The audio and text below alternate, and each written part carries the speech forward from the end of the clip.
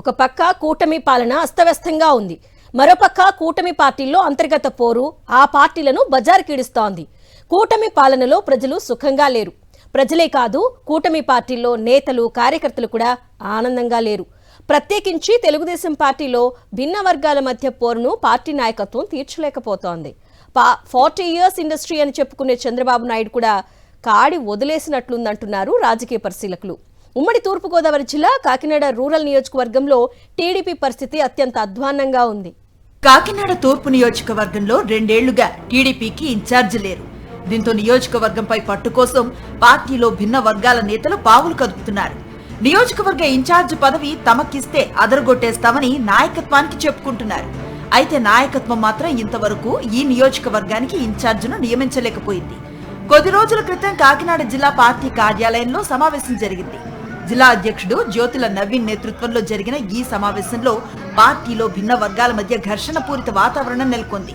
మాజీ ఎమ్మెల్యే పిల్లి అనంతలక్ష్మి భర్త Satyanarayana Murthy, party co convener Katakamsetti Prabhakar వర్గాల మధ్య మాటా పెరిగి కొట్టుకునే స్థాయికొచ్చారు. చాలా కాలంగా ఈ 2 వర్గాల మధ్య పచ్చగడ్డి వేస్తే భగ్గుమంటోంది. గతేడాది నియోజకవర్గ కన్వీనర్ గా ఉన్న పిల్లి సత్యనారాయణ మూర్తి తన పదవికి రాజీనామా చేశారు.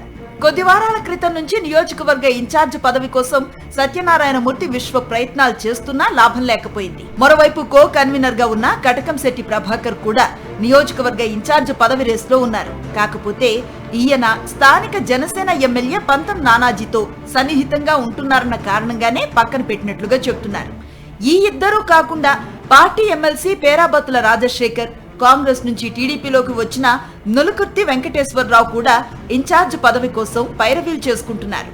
ఆయనకు ఇంచుమించు పదవి ఖాయమని ఆ మధ్య ప్రచారం జరిగింది. అయితే నులుకుర్తికి ఎట్టి పరిస్థితుల్లోనూ పదవి ఇవ్వొద్దని కటకంశెట్టి ప్రభాకర్, పిల్లి సత్యనారాయణమూర్తి వర్గాలు అధిష్టానానికి ఫిర్యాదు చేశాయి. దాంతో నులుకుర్తికి పదవి దక్కలేదని అంటున్నారు. మొత్తానికి ఈ నేతలంతా కూడా ఇన్ఛార్జ్ పదవి కోసం చంద్రబాబుతో పాటు నారా లోకేష్ ను ఆశ్రయిస్తున్నారు. వీరిలో ఎవరికి పదవి ఇవ్వాలో నాయకత్వానికి అర్థం కావటం లేదు. ఎవరికి ఇచ్చినా మిగతా వారంతా పార్టీని రోడ్డున పడేస్తారన్న భయం వెంటాడుతోంది.